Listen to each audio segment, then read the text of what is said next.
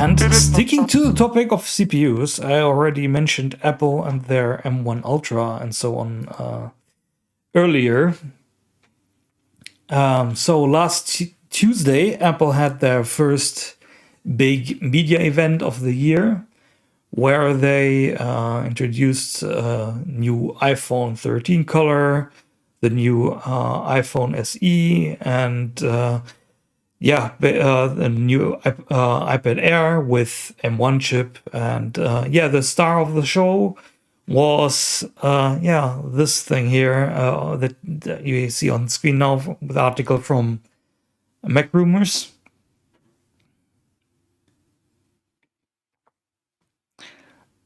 And that's the so-called M1 Ultra SoC, which will be shipping this week, I think on the 18th, in the new Mac Studio computer. And if you look at these numbers here, you can see there are a few interesting numbers here, especially on the top right, the silicon interposer with 2.5 terabytes a second interprocessor bandwidth. And what's meant by that? The M1 Ultra, don't they show it here? Sorry, quickly switching. You can see it here, basically. Or let me actually quickly grab an image of that to show that.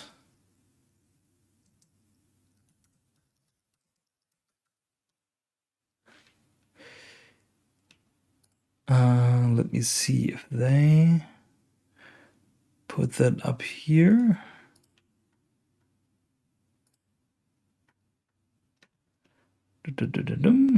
One second.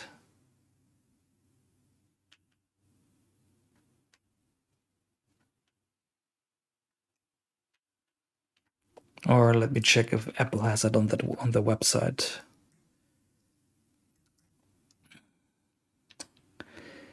Yep. Mac Studio.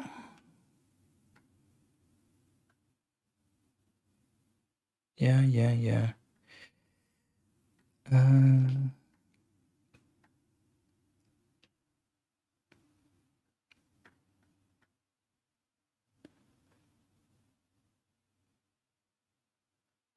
Too bad. They're not showing that graph here.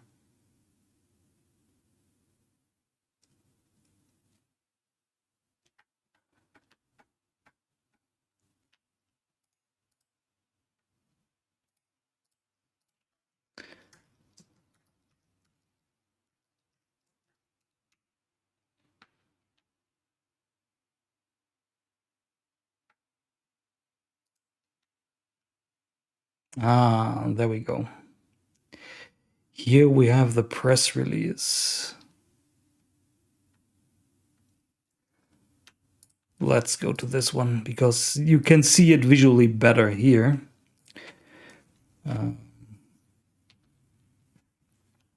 So for those listening to that, you will have to listen to this. I'm describing basically what I'm showing on screen. So this is the press release from Apple on the M1 Ultra. And what you can see here is basically what we were talking about earlier. This is a substrate carrying the M1 Ultra chip, that teal and orange and reddish thing in the middle that is surrounded by memory dies in this case. And the interesting thing is the M1 Ultra is 2 M1 Max chips that were released last year in October on the 2021 MacBook Pros basically fused together with this silicon interposer, which is nothing else than a chiplet interconnect. Basically what we were talking earlier about. But with a bandwidth that no other company at the moment can match. I read a comment by someone on YouTube who said that bandwidth should currently impossible with our level of technology. I found that statement a bit profound. I don't have a real overview about interconnect standards, but everyone that I heard discussing it, even I don't get the name right now, right? But definitely everyone is just saying this amount of bandwidth is insane. And basically you don't have any losses in performance basically for those two CPUs working or SoCs working together as one. So you're effectively doubling the available performance more or less one by one. And the performance figures that were leaked now are pretty impressive. So these are Apple's official graphs. I'm back to Mac rumors now. So they are saying that the Mac Studio with M1 Ultra basically outperforms by 80% the Mac Pro with an Radeon Pro W6900X. So that's a Radeon 6900X GPU that trades blows with the RTX 3090 and the 3080 Ti. And though that GPU alone costs at the moment $2,000 to $3,000 US dollars, only the GPU. Yeah. That's crazy. If those numbers are confirmed by independent reviews. Yeah. That would be actually crazy. And especially when you think about that, you more or less get that performance for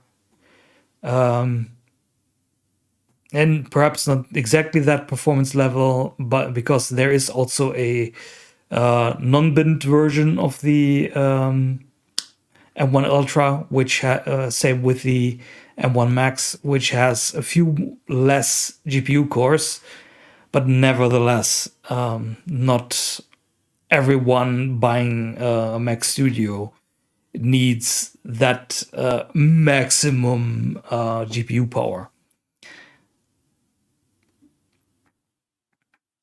And when you look at CPU performance, there have been benchmarks leaked where, according to those, the M1 Ultra on Geekbench outperforms the 28-core Mac Pro. I'm not sure if this here is really accurate, because I saw another report, because in this it says the Mac Pro only reaches 19,951, and I saw a report that the Mac Pro reaches somewhere around 26 or 28,000, which Then, of course, the M1 Ultra with a 24,000 multi-core score would be slower. I did not have the time to dig through the Geekbench database myself. But yeah, take this with a grain of salt until the official benchmarks are out, probably at the end of the week or next week. And we will see. But still, if you buy a fully spec'd out not M1 Mac Studio, you're paying about 8,000 US dollars. So probably in Germany that would be something between 9 and 10,000 euros. That's cheaper than basically the base version of the Mac Pro with when you just equip it with the 28-core Xeon and some basic amenities. And basically paying less and getting the same performance if you need it for your line of work. Because remember, these are work machines. These are not intended for gaming. Of course, you can use them for gaming, as I've also tried it out on my M1 Max MacBook Pro, which I'm streaming this from. Yeah, that's you have to. Those improvements basically are recuperated through you being able to do your work faster. So these are normally business expenses, and yeah. But still, the leaps that we are currently seeing in CPU technology or in SoC technology, they are insane. They are really insane. And Apple is already hard at work with the second generation of their in-house core architecture, the M2, which is expected to release at the end of this year.